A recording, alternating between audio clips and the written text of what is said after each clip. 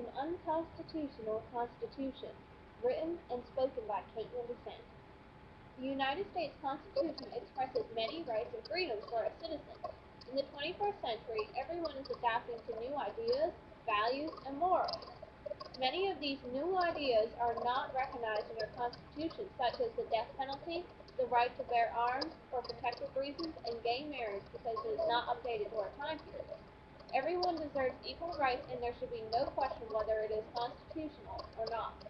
Our country is known for its freedom, but many people do not have the ability to know what is considered legal because of our broad Constitution and its laws. The Eighth Amendment states, excessive bail shall not be required, nor excessive fines imposed, nor cruel and unusual punishments inflicted. The death penalty is considered cruel and unusual. If someone makes a mistake and accidentally gives an innocent person the death penalty, the actions cannot be taken back. The death penalty promotes killing as acceptable when solving a difficult problem. The death penalty is not cost efficient either. Financial costs to taxpayers are the primary reason why the death penalty should be banned.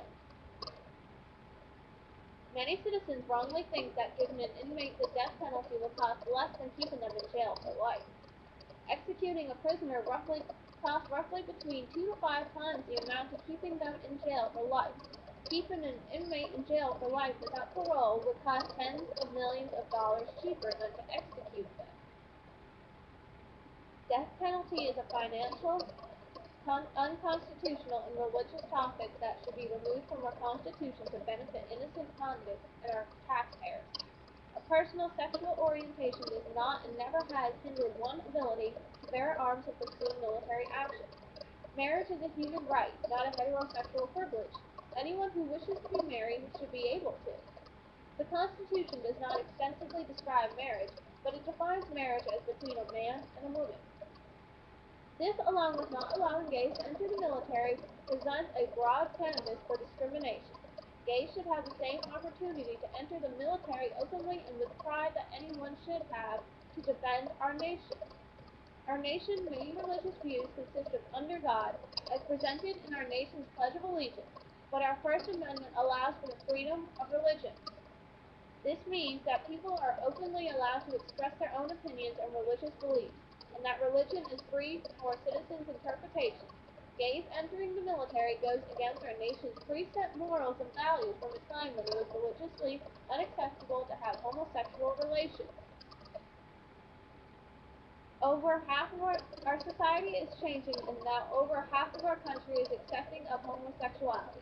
States in America are even modifying laws so that citizens can marry someone of either gender they please. If we have changed so that we can marry someone despite gender, shouldn't one be allowed to fight for the country that they know and love as well? Guns are required for many of the protection-based situations that benefit the citizens of our nation. Guns were a necessity for survival several hundreds of years ago. Today, many households have everything they need. They go to the store for their food and have top-of-the-line security systems to protect their families and their possessions. Even though approximately 85% of Americans are equipped with these amenities and opportunities, not all of Americans have them. The right to bear arms should still be accepted today. Although this is the case, the right to bear arms should not be abused. There should be stronger restrictions and regulations when giving a human being a weapon that can harm someone else. Background checks given today can be cheated on and often are. The background checks provided on new gun buyers should dig deeper in a buyer's past history for violent behavior and drug usage. The Second Amendment in the Bill of Rights needs to be strongly pushed to limit violence and crime. Even though our Constitution is a blueprint of the United States that informs what principles our citizens are able to stand upon, it needs to be updated in today's context. Our country is adapting to new ways of living, such as with technology everywhere we look. Our nation needs to modify the Constitution to make it acceptable to everyone. Even though it is such a process to add amendments to the Constitution, the outcome is well worth it. The reward of deeply describing rights and privileges that we have is greater than the cost. Our nation is known for freedom, so the Constitution should be expressed with more detail.